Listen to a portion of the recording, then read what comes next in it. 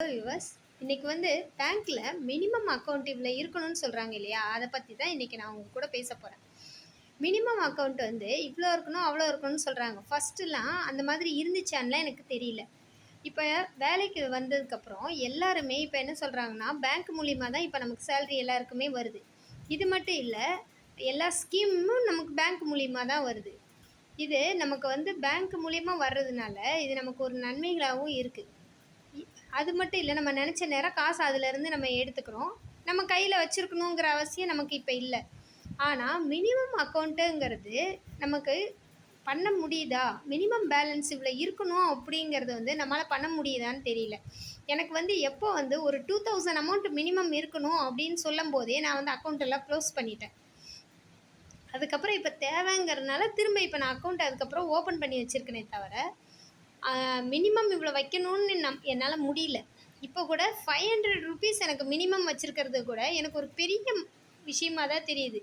நிறைய டைம்ஸு இந்த 500 minimum account கூட என்னால் வச்சுருக்க முடியல. பேலன்ஸ் கூட இருக்காது, சுத்தமாக இருக்காது. ஜீரோ, நிறைய வாட்டி ஜீரோ ஆயிரும். ஜீரோ ஆகிறது மட்டும் இல்லை, எக்ஸ்ட்ராவும் நீடட் இருக்கும்போது தெரிஞ்சவங்க கிட்ட இல்லைன்னா வேறு யார்கிட்ட காசு வாங்கலாம், பணம் யார்கிட்ட வாங்கிட்டு மெதுவாக கொடுக்கலாம், இப்படிலாம் நான் நிறைய வாட்டி யோசிச்சிருக்கேன், வாங்கவும் செஞ்சுருக்கேன். எந்த விஷயம் பண்ணுனாலும் காசு வாங்காமல் எதுவுமே பண்ணவே முடியல. நம்ம காசை மட்டும் வச்சு பண்ணுறோம் அப்படின்னு சொல்லி எதுவுமே பண்ண முடியல. ஏன் என்னால் மினிமம் அக்கௌண்ட் 500 ருபீஸ் கூட என்னால் மினிமம் பேலன்ஸ் பண்ண முடியல அப்படின்னா, நம்மளோட வருமானம் எல்லாருக்குமே மேக்ஸிமம் எவ்வளோ வாங்குறாங்கன்னு தெரியல. ஆனால் மினிமம் ரொம்ப குறைவாக தான் இருக்குது. இந்த அக்கௌண்ட்டை, இந்த அமௌண்ட்டை வச்சுக்கிட்டு நம்ம இப்போ வீடு காசு, தண்ணி காசு, கரண்ட்டு காசு, கேஸ் காசு, படிப்பும் இப்போ எல்லாருமே ப்ரைவேட்டில் தான் நம்ம விரும்புகிறோம். அப்படிங்கும்போது படிப்பும் காசாயிடுச்சு. இது எல்லாமே காசு ஆகிறதுல இதெல்லாம் செலவு போக மிச்சம் வர்ற காசில் தான் நம்ம சாப்பிடவே செய்கிறோம். ஏன்னா முந்தி சாப்பிட்டது போக மிச்சத்தை சேவிச்சு வச்சாங்க. இல்லைனா சேவிங் கொஞ்சம் எப்பயுமே கொஞ்சம் எடுக்கக்கூடாது அப்படின்னு சொல்லி சிலர் நான் சேவிங் வச்சுட்டு செலவு பண்ணுறாங்கன்னு சொல்லி கேள்விப்பட்டிருக்கேன். ஆனால் சேவிங் சின்ன கிளாஸ்லேருந்து எனக்கும் சொல்லி கொடுத்துருக்காங்க, சேவிங் பண்ணணும் அப்படின்னு சொல்லிட்டு, கொஞ்சம் கொஞ்சம் டெய்லி பண்ணணும் அப்படின்ட்டு. ஆனால் நமக்கு சேவிங் பண்ணுறது எவ்வளோ கஷ்டங்கிறத நான் இப்போ தான் புரிஞ்சுக்கிட்டேன். ஏன்னா நான் சேவிங்லாம் என்னால் கண்டிப்பாக பண்ணவே முடியல இப்போல்லாம். ஏன்னா சேவிங் விட செலவுகள் அதிகமாக இருக்குது. அதனால் கொஞ்சம் கூட என்னால் வச்சுருக்க முடிய மாட்டேங்குது. இன்னொன்று பார்த்திங்கன்னா, நம்ம எவ்வளோ தான் செலவை நம்ம குறைச்சி பண்ணணும் அப்படின்னு சொல்லி கணக்கு பண்ணி எவ்வளோ தான் பண்ணாலும் செலவு எமர்ஜென்சி செலவு வந்துடுது. இப்போ ஒரு தண்ணி மிஷின் ரிப்பேர் ஆச்சுன்னா உடனே அதுக்கு ஆளை கூட்டு பண்ணணும். ஏன்னா தண்ணி நம்ம முந்தி எங்கேனாலும் தண்ணி பிடிச்சி குடித்தோம். அடிக்குழாயில் குடித்தோம், எல்லா இடத்துலையும் எந்தெந்த இடத்துல எந்தெந்த தண்ணி கிடைக்குதோ அந்த தண்ணியாக குடித்தோம். ஆனால் இப்போ அப்படி கிடையாது. நம்ம கிடைக்கிற இடத்துல தண்ணி குடிக்க முடியாது. நம்ம எல்லாமே காசு கொடுத்து தான் வாங்கணும். அப்படிங்கும்போது தண்ணிக்கே நம்ம ரொம்ப ப்ரிஃபரன்ஸ் கொடுக்கறதுனால ஃபஸ்ட்டு தண்ணிக்கு உடனே எமர்ஜென்சின்னு நம்ம அதை பார்க்குறோம். இதெல்லாம் எமர்ஜென்சி இதில் தான் இருக்குது. அதுக்கப்புறம் பார்த்தா நம்ம முந்தி மாதிரி நம்ம வேலைக்கு நம்ம லேட்டாலாம் போக முடியாது. எல்லாமே வேலைக்குன்னு போயிட்டா அந்த செகண்ட்ஸில் உள்ளே இருக்கணுங்கிறாங்க. அப்படிங்கும்போது நம்ம வீட்டில் எல்லா வசதிகளும் இருந்தால் தான் பெண்கள் வீட்டில் வேலை செஞ்சுட்டு தான் வேலைக்கு போகிறோம். அப்படிங்கும்போது வீட்டில் இருக்க எல்லா வேலைகளையும் செஞ்சு முடிச்சுட்டு நம்ம வேலைக்கு போகும்போது ஆன் டைமில் உள்ளே இருக்கணும். அங்கே உள்ளே இருந்தால் தான் நம்ம அதை கண்டினியூ பண்ண முடியும் ஒர்க்கை. அப்படிங்கும்போது நம்ம எவ்வளோ வேலைகளை செய்யணும், எவ்வளோ நியூட்ரிஷன், நமக்கு தேவையான நியூட்ரிஷன் எடுத்துக்கணும். அப்படிங்கும்போது நமக்கு மினிமம் அது அமௌண்ட் ரொம்ப கம்மியான அமௌண்ட்டு தான் ஃபிக்ஸ் பண்ணுறாங்க. ஆனாலும் அதையே நம்மளால் பண்ண முடியலக்கா, கண்டினியூ பண்ண முடியல. நான் நிறைய வாட்டி ஜீரோ அமௌண்ட்டில் தாங்க வச்சுருக்கேன். இது கொஞ்சம் கஷ்டம்தான்.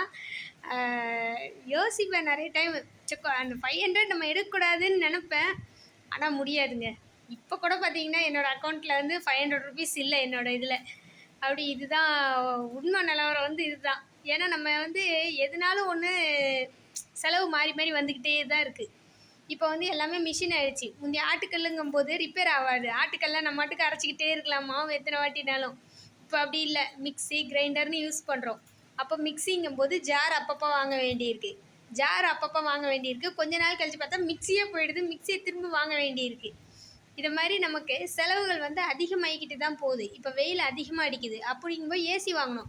நம்ம காசில் கொஞ்சம் மிச்சம் வச்சா நம்ம ஆசை தான், நம்ம இல்லைன்னு சொல்ல. சேவிங்ஸ் வந்து நம்ம கொஞ்சம் வச்சுருக்கணும். மினிமம் பேலன்ஸ் இல்லை, நம்ம அதிகமாகவே வச்சுருக்கணும்னு தான் நினைக்கிறோம். அப்போ தான் நம்ம வச்சுருந்தா தான் ஒரு பொருள் நம்ம வீட்டுக்கு வாங்க முடியும். ஆனால் நம்ம வச்சிருக்கவே முடியாத சுச்சுவேஷனில் தான் நம்ம வந்து ஜீரோ அக்கௌண்ட்டுக்கு போகிறோம். நம்ம அப்போ என்ன பண்ணுறது? இந்த மாதிரி சுச்சுவேஷன் வந்து நம்ம வந்து லைக் பண்ணி நம்ம ஜீரோ ஆக்குறது கிடையாது. ஜீரோ அக்கௌண்ட்டில் போய்ட்டும் நம்ம யாருக்கிட்டையாவது வாங்கணும் அப்படிங்கிற சுச்சுவேஷனில் தான் ஒரு சில டைமில் இருக்கோம் நம்ம. அதனால தான் அந்த மாதிரி நம்ம வாங்க வேண்டியிருக்கா எல்லாருக்கிட்டேயும். அது கூட நான்லாம் பார்த்தீங்கன்னா வாங்கினது உடனே ஒரு வாரத்தில் உடனே திருப்பி கொடுக்கணுன்னா கொஞ்சம் கஷ்டம்தாங்க. வாங்குவேன், ஆனால் எப்போ திருப்பி கொடுக்க முடியுமோ அப்போ கொடுக்கலாம் அப்படின்னு சொல்கிறவங்க கிட்ட தான் மோஸ்ட்லி நான் வாங்குவேன். உடனே கொடுக்கணும் அப்படின்னு சொல்கிறவங்க கிட்ட நான் வாங்குறது கிடையாது. என் ஃப்ரெண்டு கூட இருக்காங்க, அவங்கெல்லாம் வசதியாக இருக்காங்கன்னா அவங்ககிட்ட சரி, அவங்க நல்லா வசதியாக இருக்காங்கன்னா எனக்கு ஒரு ஹாப்பி. ஏன்னா அவங்ககிட்ட ஏதாவது ஒரு எமர்ஜென்சினா, இன்கேஸ் ஆஃப் எமர்ஜென்சினா நான் போய் அவங்ககிட்ட போய் காசு வாங்கிக்கலாம்ல. அதனால எனக்கு ஒரு சந்தோஷம். அதனால இது மாதிரி தான் என்னோடய லைஃப் வந்து இப்படி தான் ஓடிக்கிட்டு இருக்கு. இதே மாதிரி நிறைய பேர் இருப்பாங்க நம்ம தமிழ்நாட்டில். நான் நிறைய பேர் பார்க்குறேன். ஏன்னா கம்மி அமௌண்ட்டில் தான் வேலை செய்கிறாங்க. எல்லோரும் நிறைய பேர் வாடகை வீட்டில் இருக்காங்க. அப்படிங்கும்போது அந்த வாடகை வீட்டில் இருக்கவங்க வந்து கம்மியான சேல்ரி வாங்குறவங்களுக்கு வந்து வாடகை எல்லா செலவும் கொடுத்துட்டு மிச்சம் இருக்க இதில் தான் சாப்பிட்றாங்க. சாப்பாட்டுக்கே எவ்வளோ நியூட்ரிஷன் தேவைப்படுது. காலையிலேருந்து இப்போ வசதியாக இருக்கவங்க வசதி இல்லாதவங்க அப்படின்னு கிடையாது, எல்லாருமே உழைக்க வேண்டியிருக்கு. அப்போ நம்ம தேவையானதை சாப்பிட்டுட்டு மிச்சம் வைக்கிறதுக்கு நம்ம முடிய மாட்டேங்குது. அவ்வளோதானே தவிர மற்றபடி வந்து நம்ம சேவிங்ஸ் பண்ணக்கூடாதுன்னு கிடையாது. அனாவசியமாக எதுவும் செலவு பண்ணுறதில்ல. அப்படிங்கும்போதும் நம்மளால் பண்ண முடியல. வேறு வழி இல்லாமல் தான் மினிமம் பேலன்ஸ் கூட வைக்க முடியாத சுச்சுவேஷனில் தான் நம்ம இருக்கமே. நம்ம லைஃப் போய்கிட்டு இருக்கே தவிர மற்றபடி வந்து எல்லாருமே கையில் கொஞ்சம் காசு வச்சுருக்கணும், நம்ம சேவிங்ஸ் பண்ணணும் அப்படின்னு தான் நினப்பாங்க. அப்படி இல்லாத பட்சத்தில் தான் நிறைய பேர் கடன் வாங்குறாங்க. எல்லாருக்குமே தெரியும், நிறைய பேர் வந்து கடன் வாங்கி தான் ஸ்கூல் ஃபீஸ் கட்டுறாங்கங்கிறது நிறைய பேருக்கு தெரியும். அதை கொஞ்சம் கொஞ்சமாக திரும்ப கட்டுவாங்க. சில ஸ்கூலில் அதிகமாக பெரிய ஸ்கூலில் சேர்த்துட்டாங்கன்னா ஃபீஸ் கட்ட முடியலன்னு சொல்லிட்டு திரும்ப அங்கேருந்து டிசி வாங்கி திரும்ப வேறு ஸ்கூலுக்கு போவாங்க. இதெல்லாம் நான் நிறைய இடத்துல நம்ம எல்லாருக்குமே தெரிஞ்சது தான். ஆனாலும் நான் வந்து லைக் பண்ணுறது ஜீரோ அக்கௌண்ட் தான். என்ன மாதிரி யார் யாரெல்லாம் ஜீரோ அக்கௌண்ட்டு லைக் பண்ணுறீங்களோ அவங்கெல்லாம் இந்த வீடியோவுக்கு லைக் போட்டு விடுங்க. Thank you viewers.